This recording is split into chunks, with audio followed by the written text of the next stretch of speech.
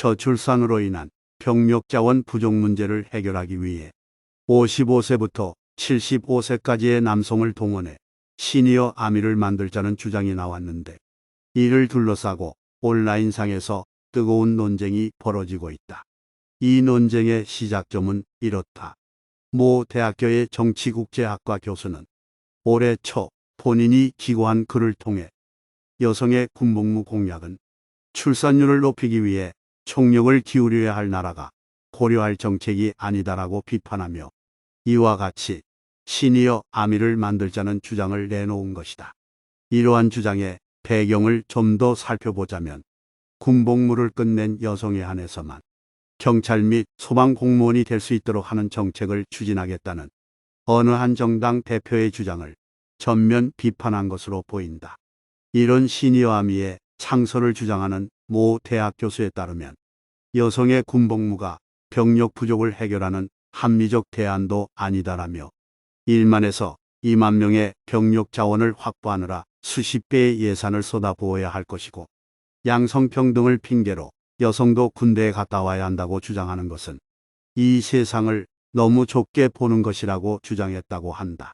그러면서 병력 부족 문제를 해결하는 데는 더 쉽고 효율적인 대안이 있다며, 자원 입대를 희망하는 건강한 시니어들을 활용하는 것이 그 방법이라고 주장했다. 해당 교수의 주장을 조금 더 구체화해 보자면, 현재 55살에서 75살 사이에 있는 남성이 약 691만 명인데, 이 가운데 상당수는 국가를 위해 다시 한번 총을 들 각오가 되어 있다는 것이다.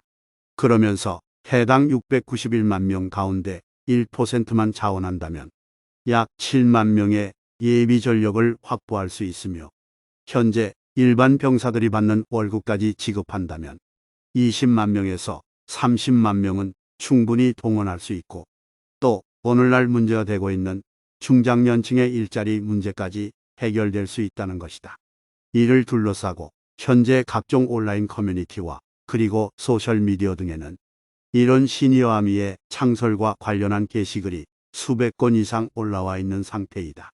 또한 이와 같은 주장이 너무 터무니없고 우스꽝스럽다며 이를 패러디한 풍자 형태의 게시물들 역시 올라오고 있는 상황이다. 시니어 아미에 반대하는 네티즌들의 의견을 살펴보면, 남자들은 70살이 넘어서 또 군대에 가라는 거냐와 같은 반응이거나, 처음에는 자원자만 모집한다고 하지만 결국 인력이 부족해지면 강제동원으로 바뀌는 것 아니냐와 같은 걱정 섞인 반응이 많았다고 한다. 또한 50대에서 70대 정도의 병사들을 이보다 훨씬 어린 간부들이 통제나 할 수 있겠냐는 식의 반응도 있었는데, 우리 군대의 위계 질서가 무너질 수도 있다는 매우 현실적인 지적도 많았다. 반면 이를 찬성하는 네티즌들의 이야기를 들어보면, 우리나라는 노인 빈곤율이 높은데 이런 시니어 아미의 창설은 노인 빈곤을 해결할 수 있는 좋은 정책이라와 같은 반응을 보이거나, 당장 폐지 줍는 노인들도 많은데 군대에서 숙식까지 제공해 준다면 좋은 정책 아닌가 등과 같이 일자리 없는 남성 노년층이 꽤 선호할 만한 정책이라며 이를 찬성하는 의견을 보였다고 한다. 또한 현실적으로 전투병과에 배치가 되기보다는 행정병, 운전병 등과 같이 전투를 보조하는 보직을 담당하게 될 테니 어차피 현역 시절만큼 업무 강도가 강하진 않을 거 아닌가 하는 반응도 있었다. 그런데 이와 관련하여 1980년대 말 카투사로 복무한 어떤 사람의 경험담이 화제가 되고 있다.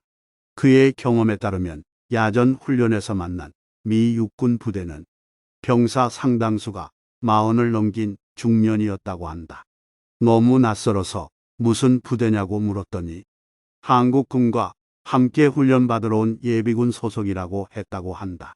그리고 이들은 실전을 방불케 하는 모의 전투까지도 아들뻘인 한국군과 함께 치른 후 돌아갔다고 한다. 또한 이런 예비군들은 이라크전 그리고 아프간전에도 파병이 되었었다고 한다. 예비군 훈련장에서 30대 초반도 보기 드문 우리와는 매우 딴판인 것이다. 로마 제국이 유럽을 제패할 수 있었던 비결로 강력한 상비군 제도를 꼽는다. 그때는 17세 이상 남자가 이때 20년간 전장을 누볐다고 한다. 현역이 끝나면 5년 더 예비군으로 복무했다고 한다.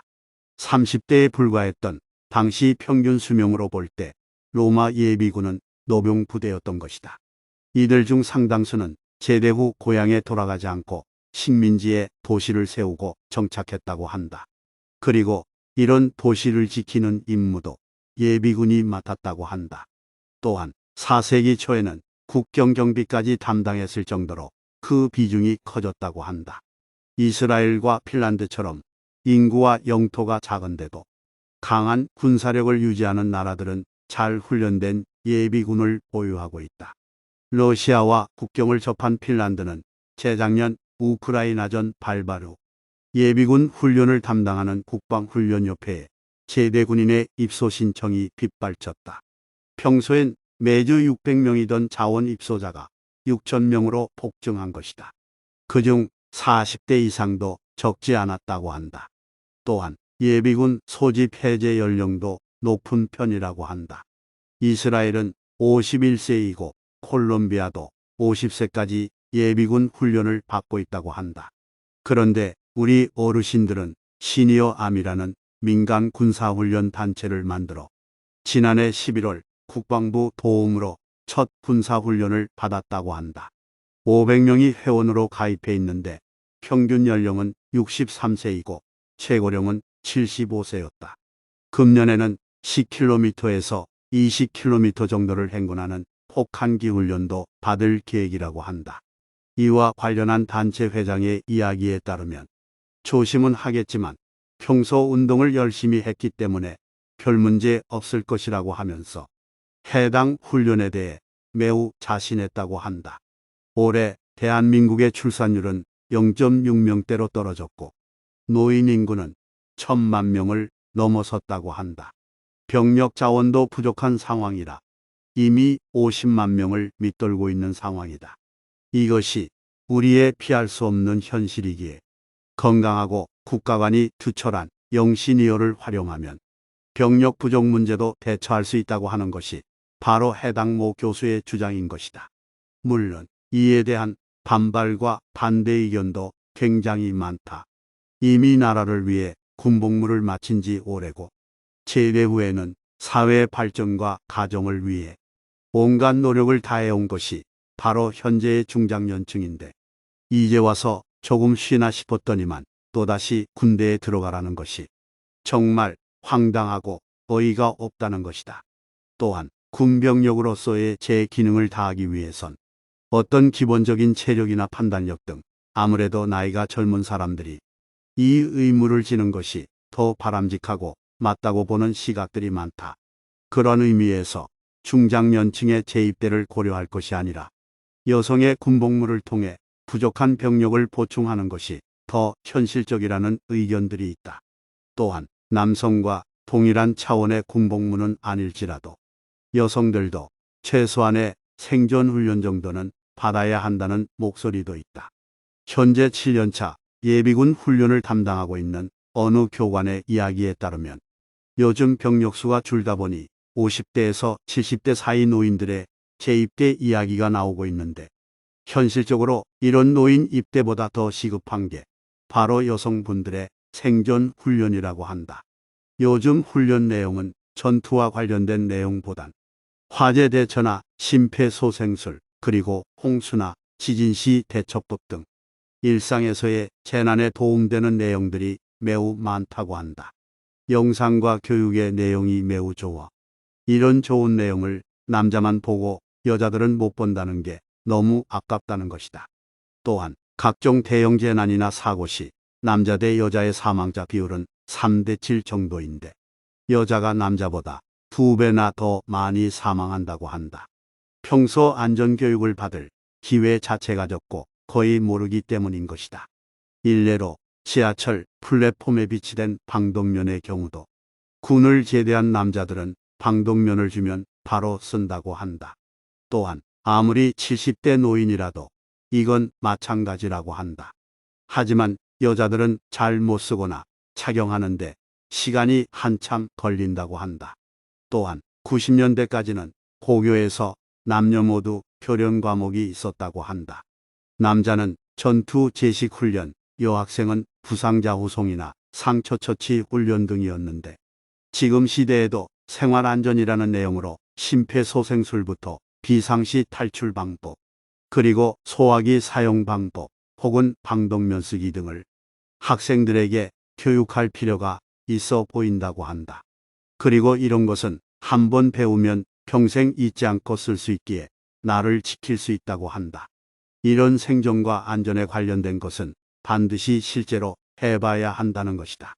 그래서인지 최근 폴란드나 일부 북유럽 국가들은 러시아의 공습과 침공에 대비해서 일반 시민들도 총기나 화기 교육을 배우고 이런 교육을 받는 여자들도 많다고 한다. 어쨌거나 이와 관련된 논쟁은 당분간 뜨거울 것으로 보인다. 이는 단순히 병력 부족 문제를 뛰어넘어 저출산, 성별 갈등, 그리고 세대 갈등 등 우리 사회를 둘러싼 여러 가지 문제들이 내포되어 있기 때문이다. 그럼에도 이런 중장년층의 재입대 이슈를 두고 굳센 결의와 포부를 내비치며 재입대를 희망하는 분들의 모습도 종종 볼 수 있는데 이분들의 글을 보고 있노라면 무엇인가 감사하기도 하고 대단하다는 생각이 들기도 한다. 다음은 해당 이슈와 관련하여 본인의 재입대 의사를 밝힌 어떤 시니어분의 글이다. 아침 일찍 신문 기사를 검색하니 다시 총을 든 은퇴세대, 병력 자원 부족은 우리가 메우겠다 라는 제목의 기사가 눈에 들어온다. 제목을 보자 호기심이 들어 해당 기사를 읽기 시작했다. 지난달 3일 서울 서초 예비군 훈련소 군복을 입고 안보 교육을 받은 뒤 사격 훈련 및 시가지 전투를 체험한 이날, 이때 참석한 훈련병 20여 명은 모두 노년이었다고 한다. 57세부터 75세까지 평균 연령은 63.2세였는데 50대 후반 여성도 2명이 포함돼 있었다고 한다. 6월 설립된 이 순수민간 단체의 명칭은 시니어 아미. 저출산과 고령화로 장차 병력 자원이 부족해진다고 하자 국방의 의무에서 면제된 50대에서 70대가 전쟁이 나면 참전하겠다며 자발적으로 모인 것이다. 첫 입영 훈련의 경우 미국 LA 타임즈에서 여러 면에 걸쳐 보도할 만큼 해당 소식이 해외에서도 꽤나 주목을 받았다고 한다. 이런 시니어 아미의 창설과 관련하여 해당 모임에서 제창하고 있는 우리의 다짐을 보면 다음과 같다. 우리는 국가에 요구하지 않고 우리가 국가를 위해 할 바를 자문한다. 우리는 평화를 희구하며 도발 억지의 보탬이 되고자 한다. 우리는 인구벼랑 위기에 국가 예비자원으로 역할할 수 있도록 대비한다. 우리는 대한민국 피침 시 최우선 봉헌되기를 자원한다. 우리는 대가 없는 봉사와 자조를 긍지로 삼는다. 우리는 묵묵히 솔선수범할 뿐 대접받기를 바라지 않는다. 우리는 인간 기본권을 위협하는 모든 기도에 대해 반대한다.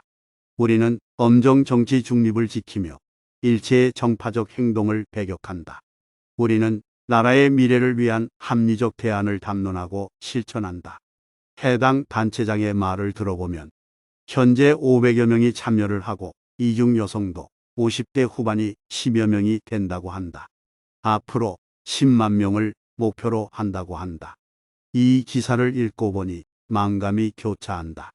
나도 과연 참여할 수 있을까? 내 나이의 경우 내년에 75세가 되니 가능할 듯하다. 빨리 뛰지는 못해도 사격은 자신이 있다. 우리나라의 역사를 보면 나라가 누란의 위기에 처하면 항상 민초들이 일어나서 나라를 구하곤 했다. 오직 국가와 민족을 위해 이 한몸 초계와 같이 버릴 준비가 돼 있는 시니어 아미에 참여하신 분들이 정말 존경스럽다. 나도 기회가 되면 반드시 참여하도록 하겠다.